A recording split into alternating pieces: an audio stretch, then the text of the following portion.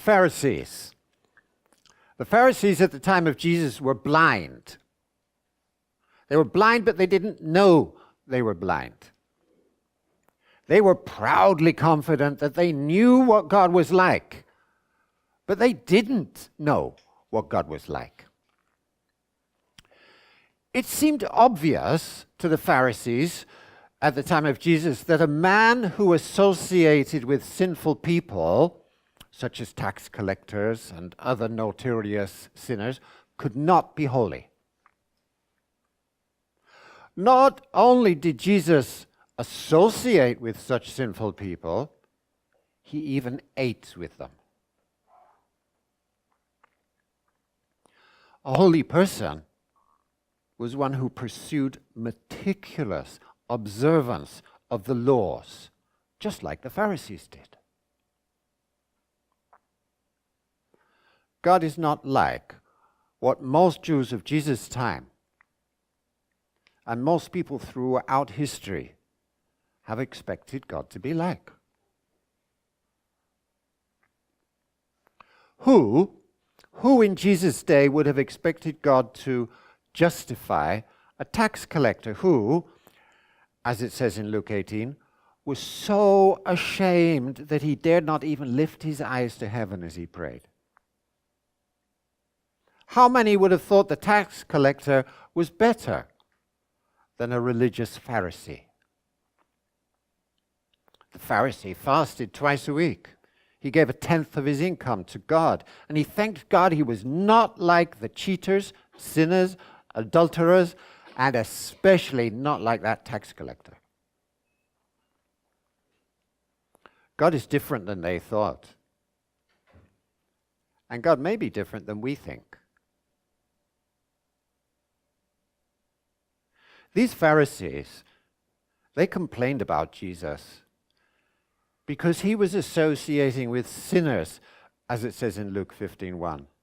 And they thought that was wrong. So Jesus told them a story about sheep in response to their criticism of him. The reason that Jesus told this story and the 2 following stories must be, therefore, to help them to understand God. We know that Jesus is the perfect reflection of God. And so we believe that these stories will also help us to have a correct view of Jesus. In the first story, so that's verse 4, a man left 99 sheep out in the wilderness while he went in search of a single lost sheep.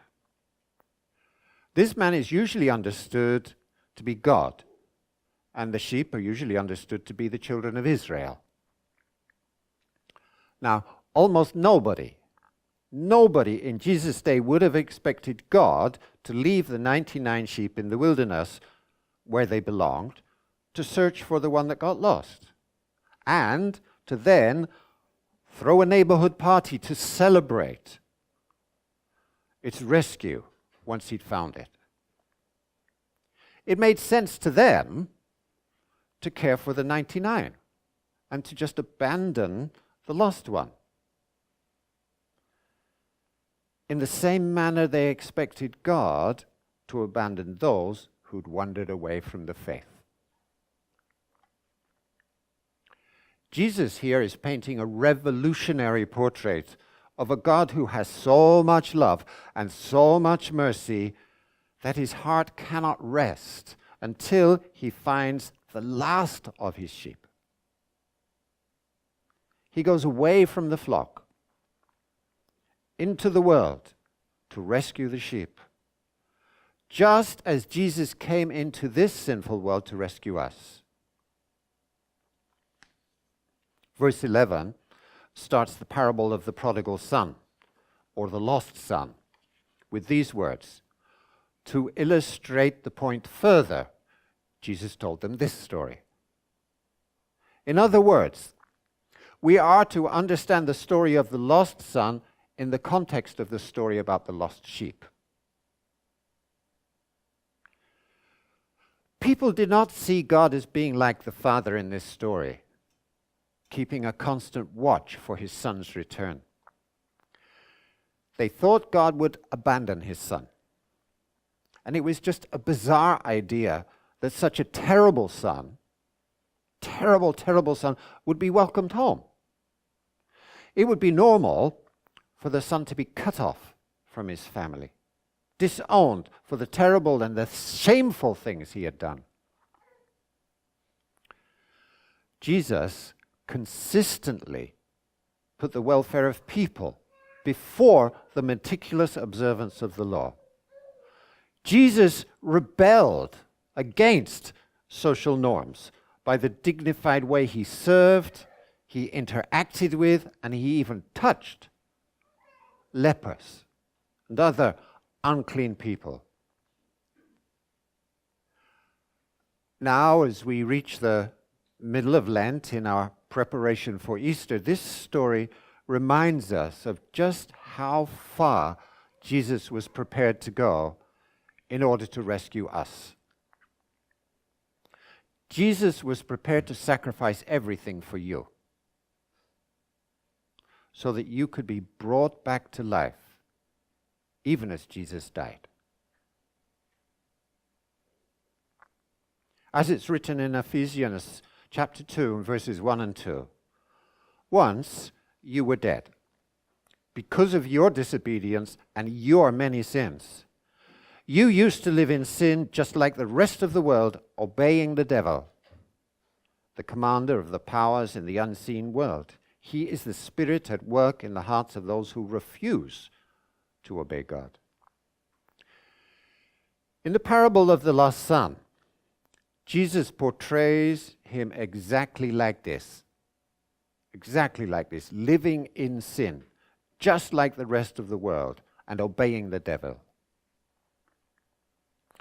When Jesus told this story 2,000 years ago, his listeners would have been keenly aware of another lost son, one that we have forgotten. After the exodus from Egypt, the children of Israel were exiled again in Babylon, and many of them had never returned, and whole tribes were lost. So most of Jesus' contemporaries reckoned that they were still living in a virtual exile, in evil and dark days, with pagan kings ruling over them. And for them, they probably saw the lost son as the lost tribes of Israel. So Jesus' message could be seen as hope for new exodus, rescue from a foreign land, and a great feast awaiting their return. But this hope has a very sharp edge, because when the lost tribes come home, they will need a share of the land. They will need a share of the wealth that the Pharisees now have all for themselves. As Jesus points out with his depiction of the elder brother, the Pharisees are filled with resentment and with bitterness.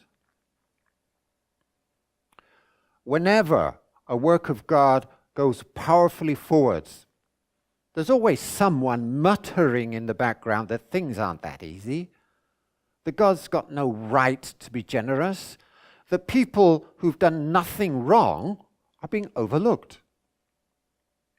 And Jesus points out to them that they're wrong in their selfish thinking. When he says in verse 31, the father told the elder son, everything I have is yours. In the story, this is where Jesus stops. Jesus stops, but it isn't the end of the story. We are left to complete the story ourselves. And it's for us to imagine where we fit into this picture that Jesus has painted. We're supposed to think it through, and we're supposed to learn more about ourselves and about our churches as a result. If the church is the family and Jesus is the Father, who are you? Who are you? Are you the elder son, who's faithfully stayed in the church, who's done everything without complaining? Or are you the younger son, who's betrayed the church? The elder son lives for the church. The elder son sacrifices himself by working hard. The younger son treats the church as existing merely to supply him with what he wants, such as money, status, influence, and he's lazy and he's selfish. The younger son, the son who was lost, is not a stranger. He's not a person who was never in the church. He's a loved member of the family who has returned. How can we become people who welcome not only the younger brothers who've come back from the dead, but also the older brothers who thought there was nothing wrong with them? As we grow, as we learn to be more like Jesus, are we growing more desperate for the lost to be found? These are the kind of questions that this passage invites us to ask, the kind of questions it encourages us to explore. We follow a Messiah who calls us to be like him, eating with sinners rather than rebuking them. Jesus asks us to love the brother and sister who's brought shame on us, and to go out and find them and bring them home. And Jesus asks us to be ready to welcome them home with love. He asks us to throw a great party for them. What did this father require of his sons? He did not demand compensation. He did not require repayment. He only asked them to stay home and to live with him. He asked them to love each other. That would give him great joy. And we're asked to do the same. Approaching God with humble hearts, with empty hands, only desiring to be accepted into his loving home and live with him in love, even if it's as a servant. If you see yourself as the younger son, how will you behave from now as you've been welcomed back into the family?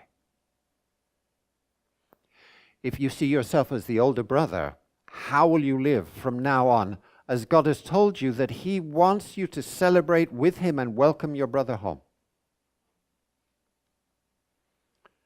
Perhaps you sometimes see yourself in the father's position. And now you must ask yourself, how will you rebuild the loving relationship between these brothers? Jesus is the one who's torn down the wall of hostility. Jesus is the one who's reconciled us to God and reconciled us to each other. It's Jesus. Amen.